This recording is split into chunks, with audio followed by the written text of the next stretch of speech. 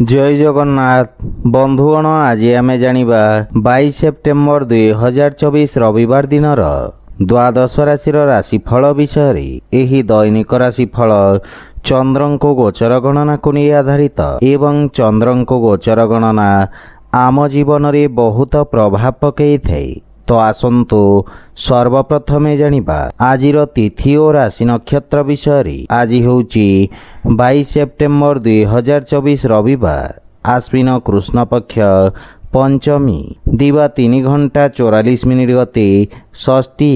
आज कृतिका नक्षत्र रात्र 11 घंटा 2 मिनिट गते रोहिणी नक्षत्र। आज मेष चंद्र प्रातः 6 घंटा 9 मिनिट गते वृष चंद्र। आजिर पर्वोत्सव अश्व पंचमी और गज षष्ठी। आजिर शुभ बेला प्रातः 6 घंटा 31 मिनिट रो दिवा 8 घंटा 57 मिनिट पर्यंत। आजिर सूर्योदय प्रातः 5 घंटा 42 मिनिट। आजिर सूर्यास्त संध्या 5 घंटा 50 मिनिट। आज बिछा राशि पुरुष मानक घात चंद्र एवं मेष राशि घात बार। आज बेल और पणस खाइबा निषिद्ध।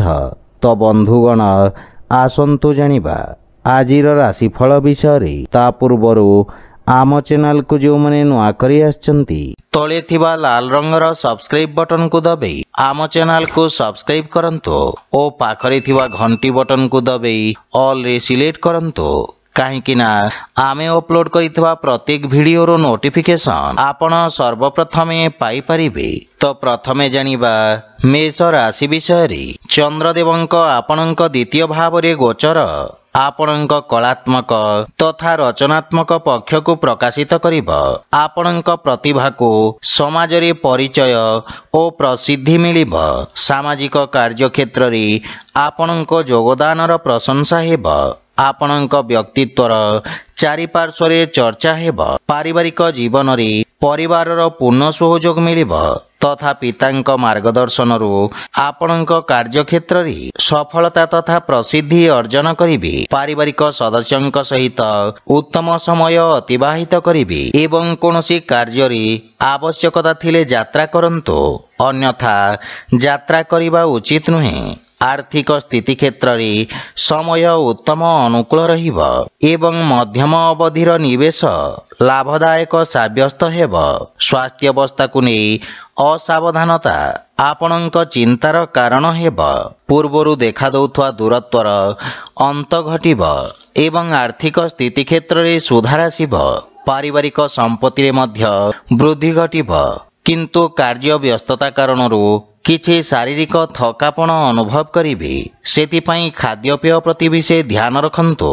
आज आपण ओम श्री महालक्ष्मी नमः मंत्र जप करंतु शुभ फल पाइबे। वृष राशि आपणक राशि स्थानरु चंद्रदेवंक गोचर कारणरू पूर्वरु देखा दउथवा समस्यार समाधान हेब एवं आपणक आत्मविश्वास बढ़िबा कारणरू आपणक व्यक्तित्व रे चमक आसिब। आपणक स्वभाव रे क्रोध रे हानि घटिब एवं चिंतारू मुक्ति मिलिब। व्यावसायिक तथा व्यापार क्षेत्र रे सुधार हेबा कारणरू मन प्रसन्न रहिब। आपण निज कार्य क्षेत्र रे किछि नुआ परिवर्तन करिवे जहा भविष्यत रे आपणको सकारात्मक परिणाम प्रदान करिब। पारिवारिक जीवन रे जीवन साथी आपणक व्यक्तित्व रे आसीथिबा परिवर्तन रो प्रभावित हेबे। संतान पक्षरु कोनोसी प्रकार शुभ समाचार आपणक चिंता को कम करिब। पितांक सहयोगरु आपणक अटकीथिबा कार्य रे प्रगति आसीब। परिवारर वरिष्ठ सदस्यंक स्वास्थ्य अवस्थार विषय ध्यान रखंतु एवं माता पितांक सेवा करंतु। आर्थिक स्थिति क्षेत्र रे जदि कोनोसी निवेश करिबा को चाहुछंती ताहेले पितांक परामर्श अवश्य नियंतु।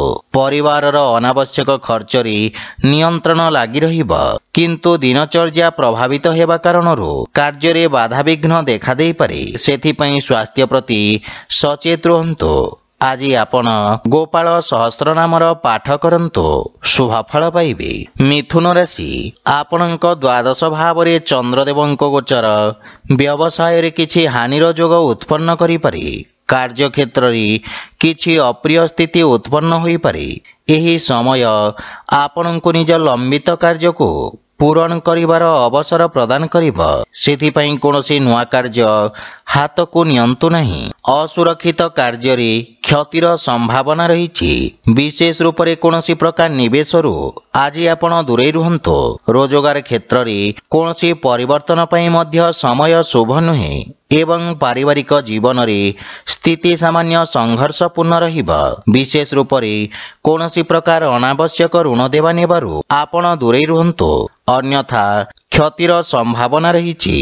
ଆର୍ଥିକ ରୂପରେ ମଧ୍ୟ ସମୟ ସଂଘର୍ଷପୂର୍ଣ୍ଣ ରହିବ ଏବଂ କୌଣସି ପ୍ରକାର ନିବେଶ ତଥା ସମ୍ପତ୍ତିର କ୍ରୟ ବିକ୍ରୟ ଉଚିତ ସମୟ ପର୍ଯ୍ୟନ୍ତ ଟାଳି ଦିଅନ୍ତୁ। କିନ୍ତୁ ସ୍ୱାସ୍ଥ୍ୟାବସ୍ଥା ଉତ୍ତମ ଅନୁକୂଳ ରହିବ।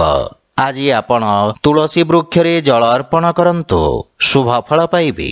କର୍କଟ ରାଶି, ଆପଣଙ୍କ ଲାଭ ଭାବରେ ଚନ୍ଦ୍ରଦେବଙ୍କ ଗୋଚର ଆପଣଙ୍କ ଲାଭର ସ୍ଥିତିକୁ ଆହୁରି ବୃଦ୍ଧି କରିବାର ଅବସର ପ୍ରଦାନ କରିବ।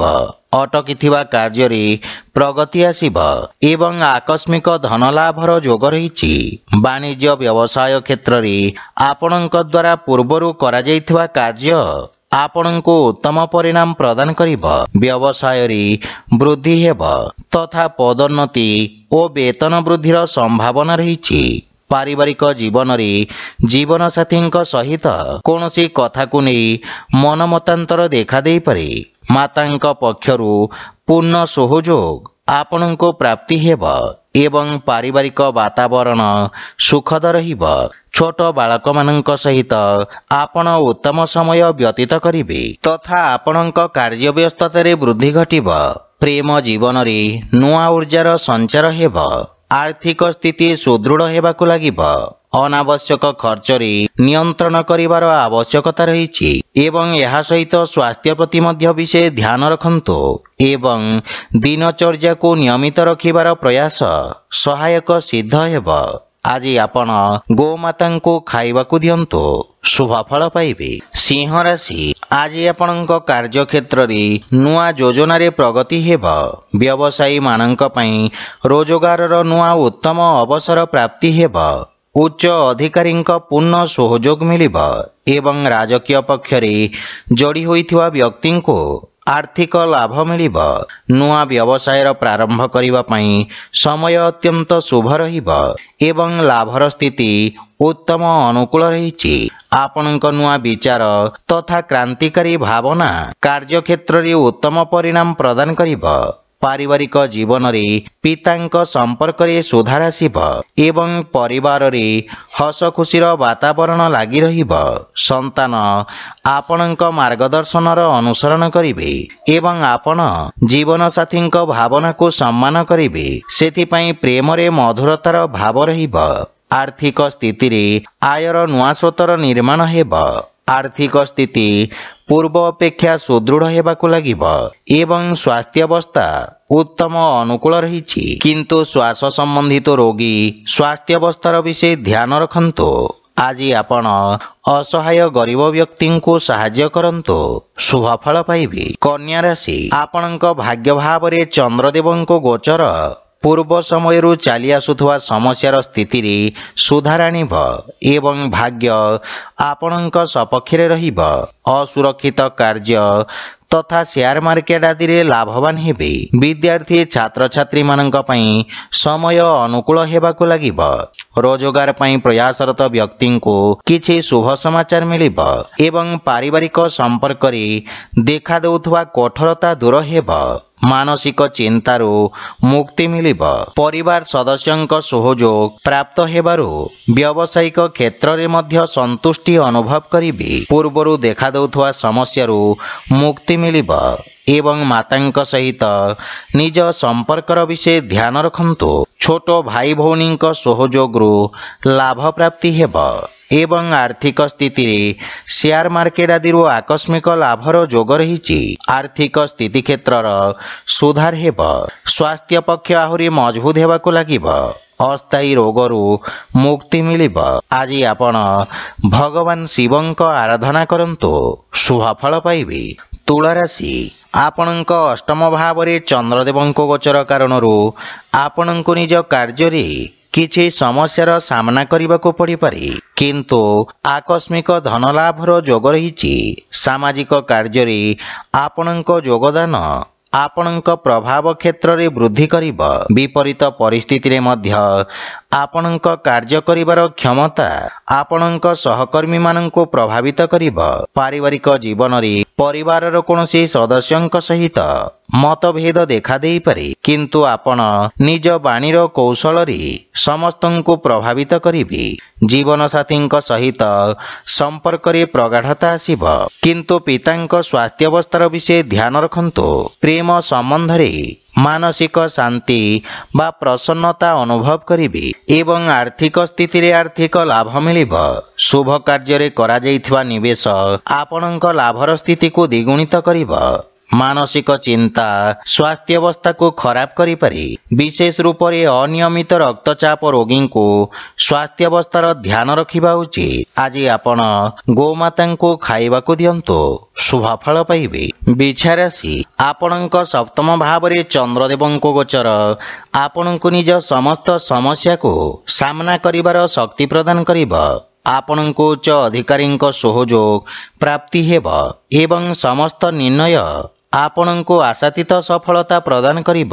ଯଦି ଭାଗୀଦାରୀ ଭାବରେ କୌଣସି କାର୍ଯ୍ୟକୁ ପ୍ରାରମ୍ଭ କରିବାର ଯୋଜନା କରୁଛନ୍ତି, ତାହେଲେ ସମୟ ଅତ୍ୟନ୍ତ ଶୁଭ ରହିଛି।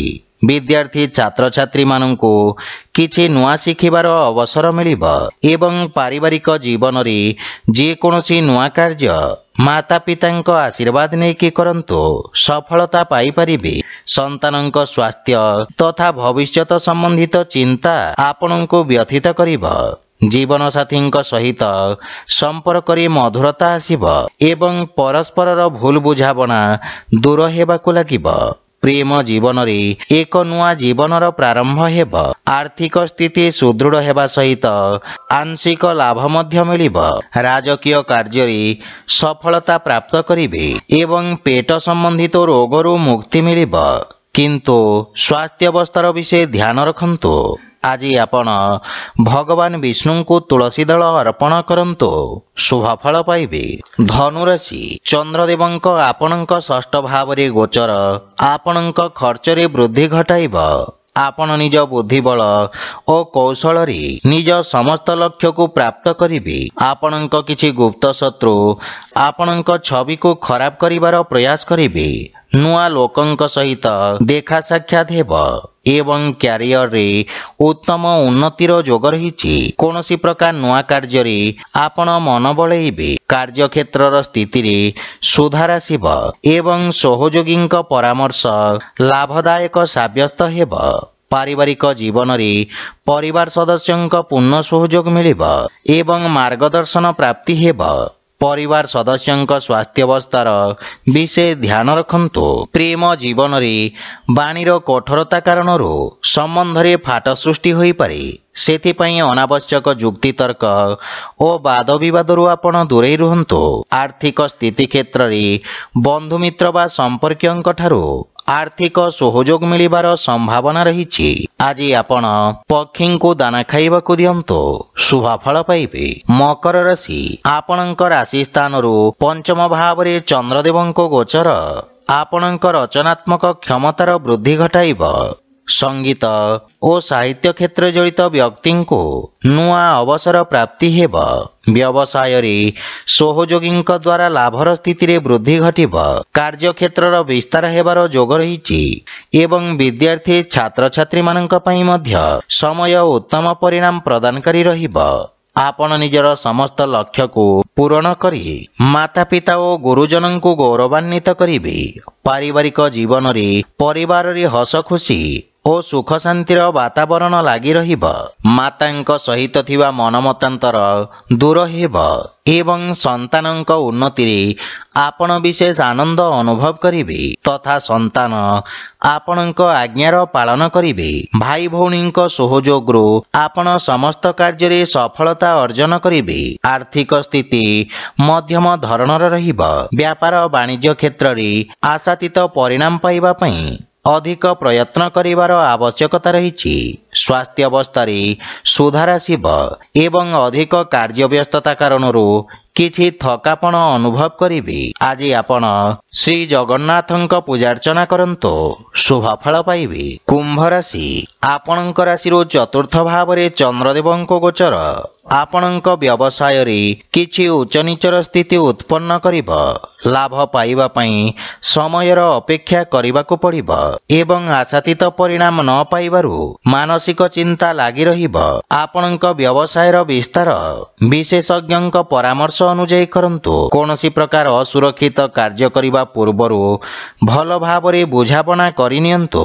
ପାରିବାରିକ ଜୀବନରେ ଅନାବଶ୍ୟକ ଖର୍ଚ୍ଚକୁ ନେଇ ସମସ୍ୟା ଦେଖାଦେଇପାରେ। ବୈବାହିକ ଜୀବନରେ ଜୀବନ ସାଥୀଙ୍କ ସହିତ ଭୁଲ ବୁଝାମଣାକୁ ନେଇ ମନମତାନ୍ତର ଦେଖାଦେଇପାରେ। ଧୈର୍ଯ୍ୟ ସହିତ ଜୀବନ ସାଥୀଙ୍କ ସହିତ କଥାବାର୍ତ୍ତା କରନ୍ତୁ ଏବଂ କୌଣସି ପ୍ରକାର ଅନାବଶ୍ୟକ ବାଦବିବାଦରୁ ଆପଣ ଦୂରେଇ ରୁହନ୍ତୁ। କିନ୍ତୁ ପ୍ରେମ ଜୀବନରେ ନୂଆ ସମ୍ପର୍କ ଯୋଡ଼ି ହେବ। ଆର୍ଥିକ ସ୍ଥିତି ମଧ୍ୟମ ରହିବ, କିନ୍ତୁ ଉଧାରି ଦେବା ନେବା ବା ଋଣ ଭାରରୁ ଦୂରେଇ ରୁହନ୍ତୁ ଏବଂ ଭବିଷ୍ୟତକୁ ଗଠନ କରିବା ପାଇଁ କାର୍ଯ୍ୟ କରିବାର ଆବଶ୍ୟକତା ରହିଛି। ମାନସିକ ଚିନ୍ତାରୁ ମୁକ୍ତି ପାଇବା ପାଇଁ ଯୋଗାଭ୍ୟାସ ବା ପ୍ରାଣାୟାମର ଅଭ୍ୟାସ କରନ୍ତୁ। ଆଜି ଆପଣ ହନୁମାନ ଚାଳିଶାର ପାଠ କରନ୍ତୁ, ଶୁଭ ଫଳ ପାଇବେ। ମୀନ ରାଶି, ଆପଣଙ୍କ ତୃତୀୟ ଭାବରେ ଚନ୍ଦ୍ରଦେବଙ୍କ ଗୋଚର ଆପଣଙ୍କ ଯଶ ଓ ମାନ ସମ୍ମାନରେ ବୃଦ୍ଧି କରିବ ଏବଂ ଆପଣ ସାମାଜିକ କଲ୍ୟାଣକାରୀ କାର୍ଯ୍ୟରେ ପ୍ରସନ୍ନତା ସହିତ ସହଯୋଗ କରିବେ। ଲୋକେ ଆପଣଙ୍କ କାର୍ଯ୍ୟକୁ ଓ ଆପଣଙ୍କୁ ପ୍ରଶଂସା କରିବେ। ଆଜି ଆପଣଙ୍କୁ ସଞ୍ଚାର ମାଧ୍ୟମରେ ଲାଭ ପ୍ରାପ୍ତି ହେବ। ପାରିବାରିକ ଜୀବନରେ ପରିବାର ସଦସ୍ୟଙ୍କ ପୂର୍ଣ୍ଣ ସହଯୋଗ ମିଳିବ ଏବଂ ଜୀବନସାଥୀଙ୍କ ସମ୍ପର୍କରେ ପ୍ରଗାଢ଼ତା ଆସିବ। ପରସ୍ପର ମଧ୍ୟରେ ସହଯୋଗ ଓ ଉତ୍ତମ ବୁଝାମଣାର ଭାବନା ଉତ୍ପନ୍ନ ହେବ। ପିତାଙ୍କ ମାର୍ଗଦର୍ଶନ ଓ ସହଯୋଗ ପ୍ରାପ୍ତି ହେବ। ଆର୍ଥିକ ସ୍ଥିତି ଆହୁରି ସୁଦୃଢ଼ ହେବାକୁ ଲାଗିବ। ଏହା ସହିତ ଆପଣଙ୍କ ଆର୍ଥିକ ମହତ୍ୱାକାଂକ୍ଷାର ପୂର୍ତ୍ତି ହେବ, କିନ୍ତୁ ଅନାବଶ୍ୟକ ଖର୍ଚ୍ଚରେ ସାବଧାନ ରହିବାର ଆବଶ୍ୟକତା ରହିଛି।